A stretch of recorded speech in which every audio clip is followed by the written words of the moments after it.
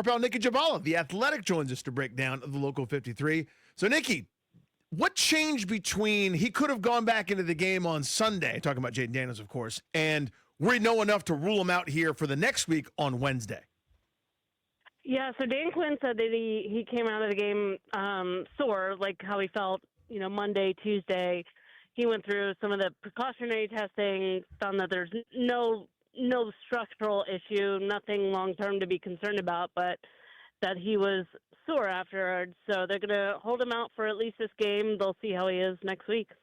So sometimes it can be different in the room than like watching on the feed like I was, and you were there with Dan Quinn. It felt like his tone changed a bit on the questions about shutting him down or the value of playing again. Instead of kind of saying all the positives and running through the list of why they wanted to see him, he kind of said something to the effect of, we haven't really gotten there. We haven't talked about that. We're focusing on him not being able to play this week. Did you feel that too, or am I reading too much into it?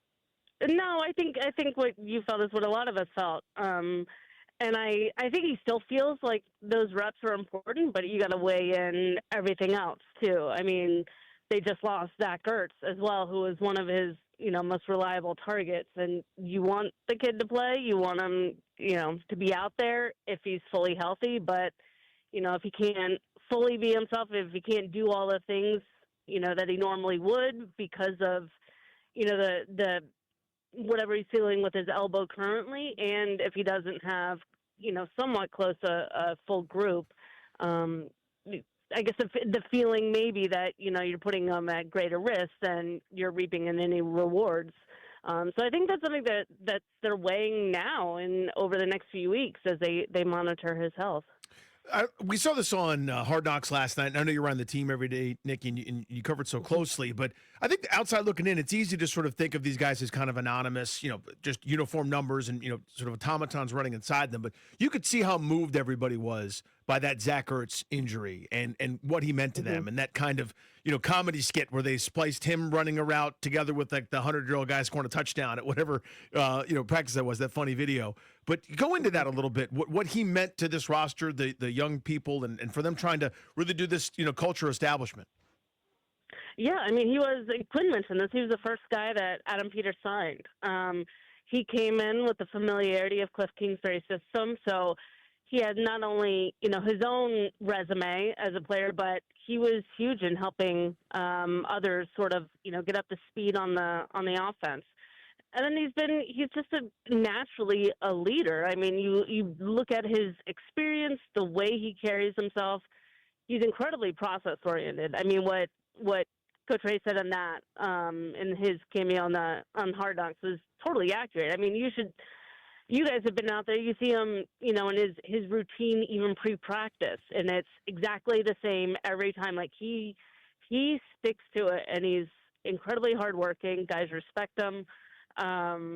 He's always willing to help other guys. He's been, a really good mentor to Jayden and others on offense and across the team, really. So, yeah, and I think they recognize the fact that, he's, whatever year he's in at this point in his career, he's 35, you don't know how many chances you're going to get to be able to play. And he, after a few trying seasons in Arizona, he finally got healthy here and was able to play every game, since he signed. So for this to happen is, just, you hate to see it. I mean, I know these guys make good money. They, he's won a ring. He has plenty of accolades, but this is their livelihood.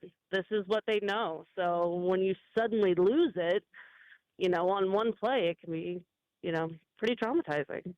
Nicki Jhabvala of The Athletic. Do you think we see him again this year? No, I do not. And did that change for you today, or have you felt that way since Sunday? Zach Ertz? Oh, sorry. No, I'm talking about Jayden, if that was... Oh, I was going to say, that would be the fastest I've ever seen anybody... That'd be a miraculous recovery. Yes, that would be Adrian Peterson on steroids, I think. Right. Do I think we've seen... honestly, I keep going back and forth on this, too. I don't honestly know. Like, after the game, I thought, yeah, he'll probably play again based on Quinn's answer. And then today, it's like, well... maybe they will shut him down. Right.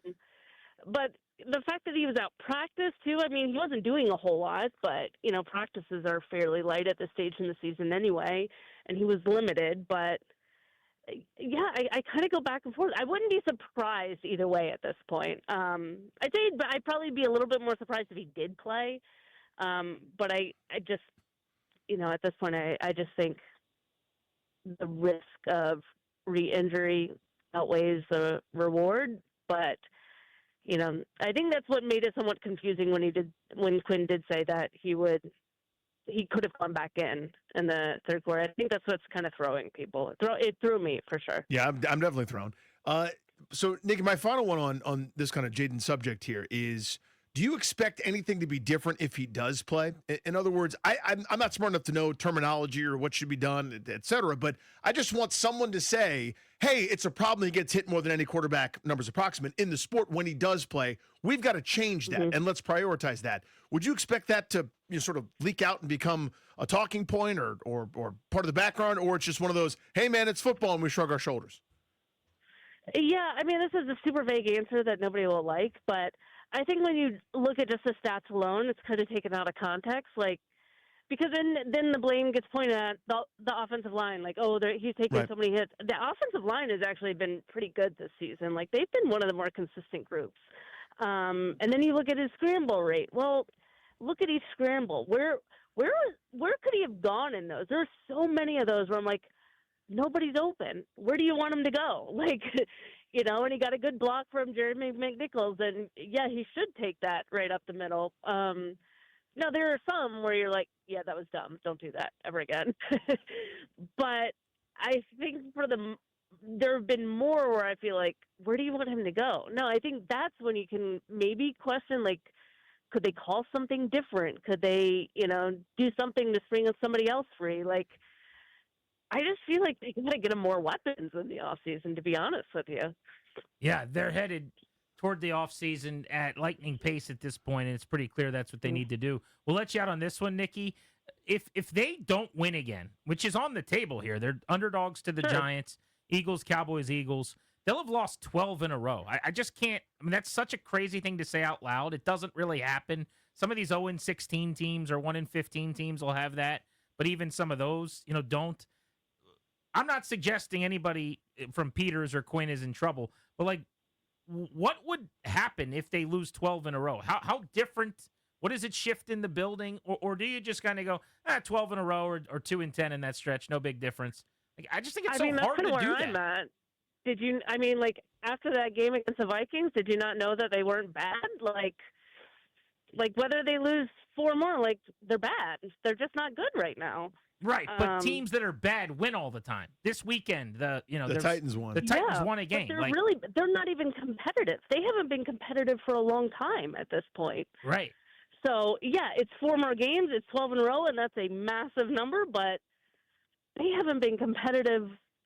Gosh, for a long time. I mean, probably the first half of Kansas City, right? Pretty much. For a full game, I don't remember the last time they were really Denver game is the only one. Dolphins, they were competitive. Denver, yeah, but that felt more, the way this season is going, this respectfully to the team, that felt more fluky than anything. That was an outlier compared to everything else they've put out. Agreed. Definitely. I guess that's my point. As bad as it is, maybe I shouldn't start the conversation with, hey, they shouldn't do anything severe. This is really bad. I guess that's all I'm saying. It's really bad. Yes. It's really bad. I mean, would you be surprised if they lost the next 4? I mean, I wouldn't, honestly. No. They're going to be underdogs 4 times. Yeah.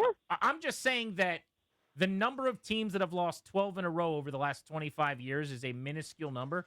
And it almost feels like rotten food to me.